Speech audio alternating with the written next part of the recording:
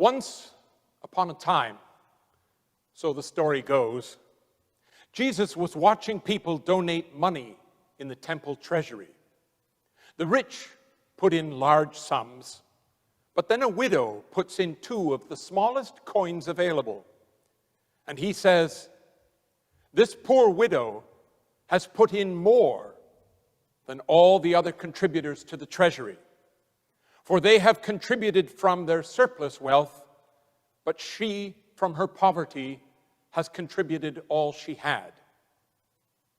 Now, I know that as a congregation, we don't necessarily hold that particular book as being the ultimate authority, but it is full of some really, really good stories. And 2 critical things stand out at me from that particular story. One is that buried within that story is a fascinating concept which economists call the law of diminishing marginal utility. We'll get to that. The other interesting thing is that it struck me that, when that story came to me, I probably heard that story or read that story since I was about, 10? 9 or 10? But it's a story, and so it's stuck there. I'm sure I learned the law of diminishing marginal utility much later in life, but I had to look it up again to make sure I had it right when I wrote the book. So stories are really important. Our ancestors knew that. They weren't just making things up because they didn't know any better. They were using a profound wisdom to use stories to communicate knowledge. There's a lot in that story, but we're not going to focus entirely on that story today. You're going to wonder, what the heck is this?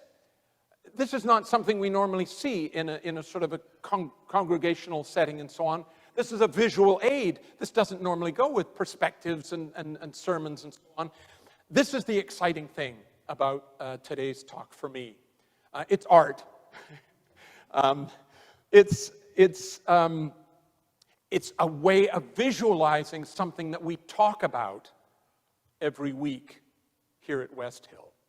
And going from that visualization can offer a great deal. Sermons based on stories and qualitative values, not really concepts that could be better grasped by diagrams until now. And so last month, I talked about the Enlightenment and how the scientific revolution had introduced these new principles of wisdom. One of the things was that if it can't be measured, it doesn't exist. So numbers rule because we can measure things and use numbers to describe them, but we can't measure by number justice and freedom and beauty and love, so they don't really count in the world of science. Well, I'm going to turn that around today because qualitative values can't be measured. But I discovered that they can be graphed. If you can visualize those values that way, you gain a powerful understanding of how they work. And so my objective for this half hour is to give you a powerful understanding of how qualitative work. And boy, does it tie into everything we've talked about already today. So how did I make this discovery? It came about because you may remember from last month, I was talking about contrasting numeric values, things measured by number, where more is always better, with qualitative values, which didn't really have that property. And I was trying to figure out stuff. We all talk about stuff. Is stuff a numeric value, or is it a qualitative value? Because more stuff can be measured, but more stuff is not always good. So I tried to figure that out, and what I discovered was this first little chart here. That if we take my number-based values over here, and the qualitative sort of human values over here, they actually do have a place where they intersect. And these are 3 different kinds of wealth. So, to label these a bit, virtual wealth is what we use math for? Math. That's the money. That's the calculations, the derivatives, the stockbrokers, the investments, and so on. All of that is measured by math and calculated, and in fact, wealth generated by math, right? There's the interest rates on our bank accounts. And over here, we have the human, genuine wealth. That's love and beauty and art and all of those things that we can conceive of, but don't really have a measure, a numeric measure. And right here in the middle, so we can call that humanity, if you will. That's driven by humanity. And right here in the middle is real wealth. Food, homes, cars, things that can be measured by number, but they actually exist in the real world, and that's kind of driven by physics. I know this is beginning to sound like a lecture, but it's going to tie into something really neat very soon. So the first little side note to all of this that's worth noting, I could spend an hour on this alone, is that the way we measure and the way these values change over time. If you think about numbers in a bank account, what happens to that value over time? What happens to the value of money over time? It tends to do that.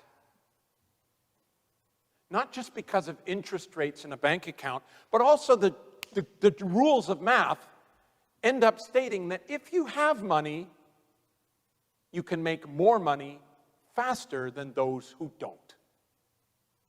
Money and numeric values tend to do that. They tend to have positive feedback loops. Interesting thing about the physics side of things, if we were to graph out physics, where will I put that? I'll put that under here.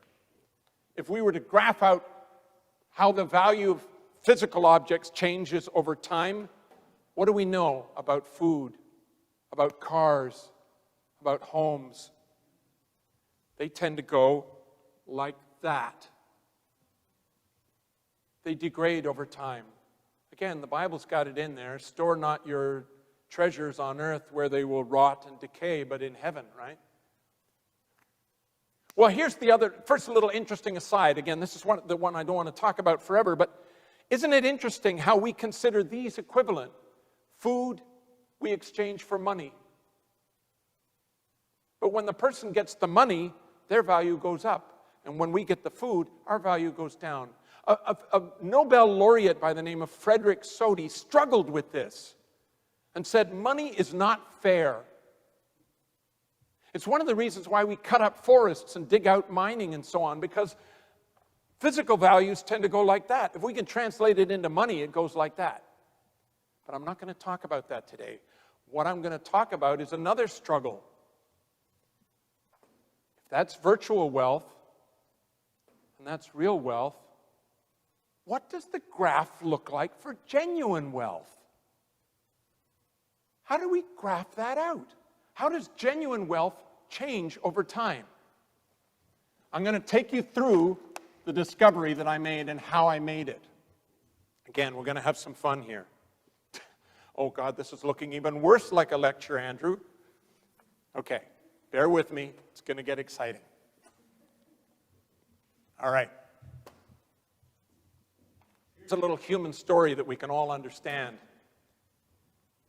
Value goes up here, quantity goes up there. We're talking snow shovels. Right? We're Canadian, so we talk snow shovels. If I'm selling snow shovels, every shovel generates a certain amount of profit for me. And that's the same if I sell the first shovel, or I sell the 9th shovel, or I sell the 2028th shovel. They all generate money for me, and that could continue theoretically forever. Remember what I said about number-based values last month going on forever? So for a corporation or a business selling snow shovels, sky's the limit. As a matter of fact, sky generates business. But that's not the way we think of it as humans, is it? We don't have a shovel. The first shovel gives us great value. I'm kind of weird. When I shovel my driveway, I like to push 2 snow shovels at once, like a little plow, so that I get nice, if there's not too much snow, it gets a nice coverage. So the second shovel is actually pretty useful to me as well. And if I want somebody to be helping me, a third shovel would be great too. But one of the things that happens is that when I bought my first shovel and my second, if the store guy says, hey, would you like a third shovel? I say, I'm not going to spend another $30 on a third shovel. I don't need one. So what if I gave it to you for $5? Oh, well, okay, $5. I'll take a backup shovel. Why not? The more shovels I buy, the lower the value to me. That's the law of diminishing marginal utility. That story about the widow making the contribution, she had very few coins, very low amount of money. So the money that she had was worth a great deal to her. Rich people, as they accumulate more money, it becomes less and less valuable to them. They don't care about it anymore, which is interesting because as you accumulate more wealth, it takes you a lot more to get that same hit of interest and value. And I mean human interest at that point. After a while, an interesting thing happens if I keep buying shovels. They start building up in my front hall and my porch to the point where they become a nuisance. I'd rather not have the shovels. I'd rather they go away. This is what I also mentioned last month about this concept that separates number-based values from qualitative values and human-based values is this concept of sufficiency. I have enough shovels. More shovels would actually now be bad. Okay, so this was the leap I made. Values are going in 2 different directions while still, or the quantity is going in 2 different directions while still increasing value. And I thought, interesting. I know something from the world of business that does that.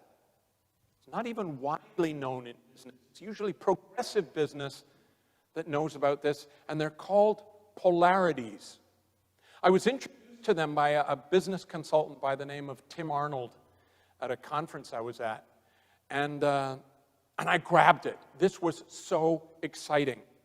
Because the thing about polarities is they're used to describe things like, what's better, individual effort or team effort? Well, it depends. There's no yes or no answer. Sometimes team effort is better. Sometimes individual effort is better. So polarities are paradoxical. They're dynamic.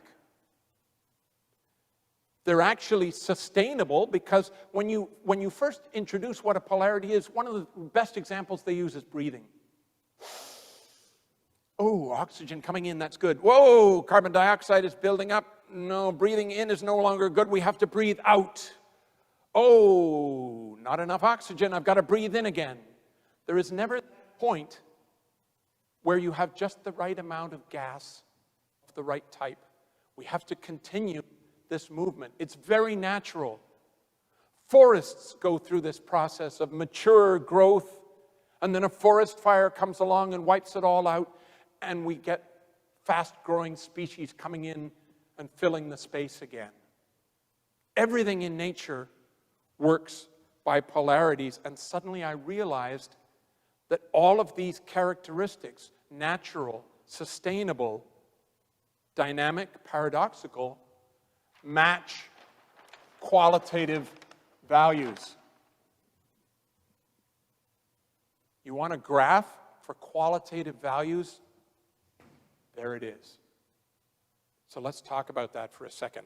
I'm gonna grab a word here that came up a lot today, freedom. Let's say we were to graph freedom. Is freedom a straight line where you have more or less of it? Well, it kind of depends on context, doesn't it? Because if you're living under an oppressive regime, all right,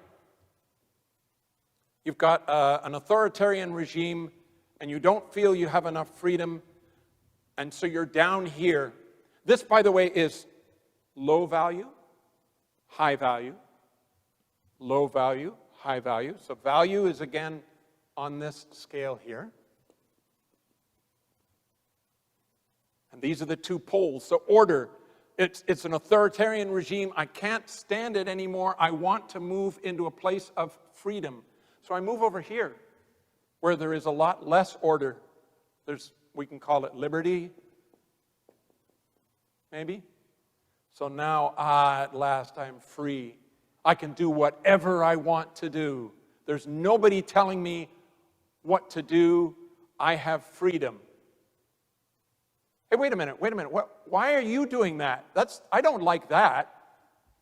Oh, well, I feel like doing that, and I'm free. No. We have to have some rules here so that your freedoms don't infringe upon mine. We have to have a little bit of regulation here. Because right now, if we have too much liberty, we have anarchy, right? We have chaos. So we need some rules in order to have freedom. So we head on over to the order side again. The qualitative value of freedom is a combination of order and chaos. Order and liberty, and you will never get the perfect mix. You will always be in this movement from one side to the other. What's one of the other words we talked about today? We talked about justice. What would the graph of justice look like? Well, that depends. What is justice made up of? Well, right now, you might say that justice in the Middle East is stringency. I have to lay down the law, and if you kill my people, by golly, I'm going to kill yours. Because an eye for an eye, that's justice. Well, we can see what's happening when we have too much rigorous adherence to that kind of law, an eye for an eye. And what we need to see in those situations is a little more mercy. If we're in a courtroom, we want a judge who can look at the situation and go, I think I'm going to set aside the minimum sentencing rules or whatever it is that's on the stringency side, because in this situation, what's called for is mercy. But what if the judge let everyone off that way? That's going to be a problem, isn't it? Too much mercy. People realize they can do whatever they want and get away with it. Well, that's no good. They're struggling with this in San Francisco at the moment because apparently there's a new rule out there that you can shoplift up to $1,000 with no consequences because the jails are too full. Kid you not. Maybe there's a little too much mercy going on there. Maybe we have to look at implementing some of the rules that we laid down again. So it turns out, when I looked into this further, that you could put every value in your VisionWorks document through this process. Compassion. Oh, no, wait a minute, Andrew. More compassion is always better. Not so sure. It's just a matter of choosing what you put on the two sides. So if I was to try and map out compassion, I struggled with this for a while to try and find things that would fit, but they are there. Compassion might be Seem to have left it off my list, but if I remember correctly, it was sacrifice and self-care.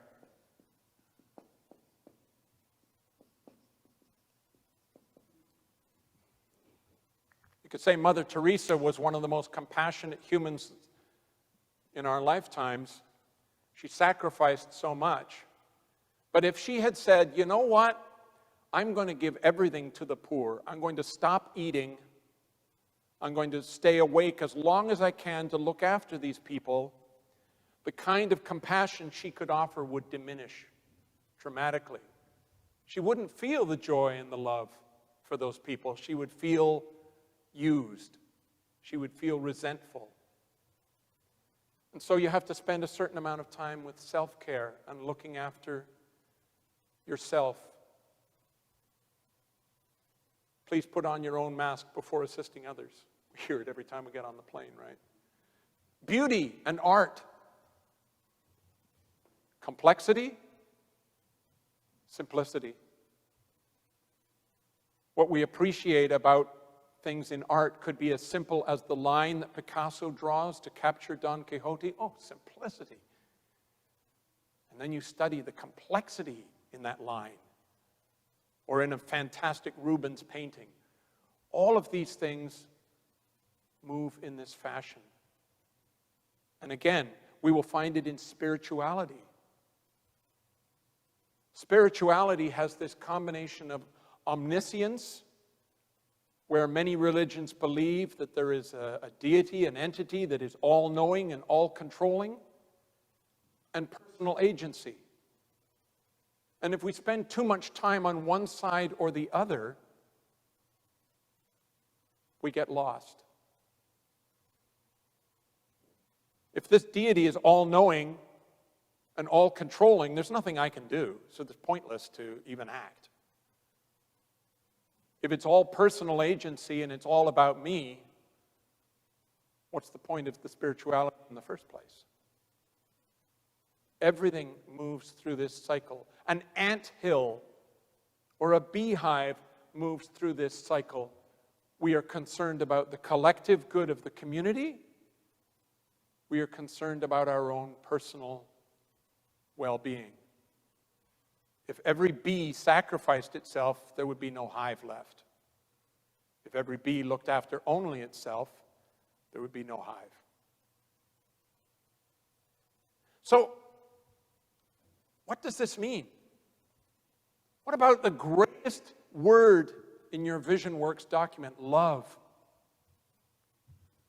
Could we put love here? I think we could. Unity and independence. Right? What is it? The cypress and the oak grow not in each other's shadow.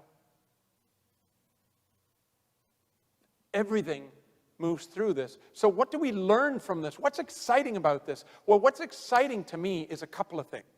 One, it explains dramatically why we have such a struggle with human values, with qualitative values. They're all structured by a paradox, by a dynamic thing that we have to move through. And it's not as easy as saying, you know what, if I want more profit, I just sell more shovels. That's an easy solution. Very straightforward, very linear. Nothing about our qualitative values is straightforward. It's this movement constantly, back and forth. It's like breathing. It's as natural as breathing. So that's the first thing that's really interesting about that. And again, we could use that for anything. Forgiveness. Forgiveness is a combination of forgetting and acknowledging. The other exciting thing about this is that this is a model from the business world, and they've played with it a lot. There are tools that they use to describe certain dynamics that you use to get from here to here. All right? So if I want to convince a bunch of people that mercy is no longer working for them and they have to be stringent, it's called crusading. in the world of polarity management. Barry Johnson was the consultant who came up with the polarity management in the first place, wrote the book on it. So instead of saying to people, mercy isn't working, I think you need to be more stringent, it has this whole strategy worked out where it says, no, you go in the opposite direction. You say, you know, here are the good things about mercy. Here's what's really positive about mercy. And I recognize also that here are the downsides of stringency. But there are some positives to it as well. So instead of trying to take people from there to there, you go around here like this. All these kind of neat tools. There are also great theories that say you can't just choose one value and run it out to its focus and just accept the downside of that value. So you can't say, I'm going to have order, and I'm just going to stick with order because it's a lot simpler, and I'll just accept the downside of order, but I'm not going to go over here to the liberty and the chaos side. And the theory in business says that if you try and stick on one pole, you get the downside of both. So is that really true? If I was to stick on sacrifice and get the downside of sacrifice being hurting myself, am I still helping other people? No. I'm stopping to gain the positives there. So, to me, this gave me a visual for qualitative versus numeric values. And it gave me a test, something that a lot of ecological organizations are struggling with. How do we know this is the right step for taking humanity forwards into our next generation of existence on the planet? How do we know that solving this carbon problem or this climate problem or this sixth mass extinction is the right thing to do? Now I don't have to be an economist. I don't have to be an ecologist. I don't have to be a biologist. I don't have to be a physicist or a climate scientist. All I do is say, can you put it on this? Because if it ain't following something like that, it's not sustainable. This is the way the planet has worked for as long as we can imagine the planet existing. This is how everything on the planet works. And temporarily, you might have a rabbit population that seems to grow exponentially because, frankly, that's what growth means. Growth means exponential upward curve. Everything in nature follows that as well. But there's always a feedback loop. There's always sufficiency. And if your solution to any of the world's problems involves a curve like this or a curve like that without the feedback, I don't think it's going to work. So I hope that that gives you something to think about in terms of your VisionWorks document, because now you have something that you could actually apply some science to, maybe. And say the things that we believe in, more importantly perhaps the actions that we take. And I know that you guys are on top of this because I know that in your VisionWorks document, what do you talk about? You talk about your interconnectedness to nature. You talk about qualitative values being turned into action. And more importantly, you talk about the uncertainty of your wisdom. Because when you get to point A, you may just turn around and be heading back to point B at some point, which is good. Doesn't mean you've done something wrong or made a bad choice. It means that the time is right to go and breathe out instead of breathing in. That's it for today. Thank you.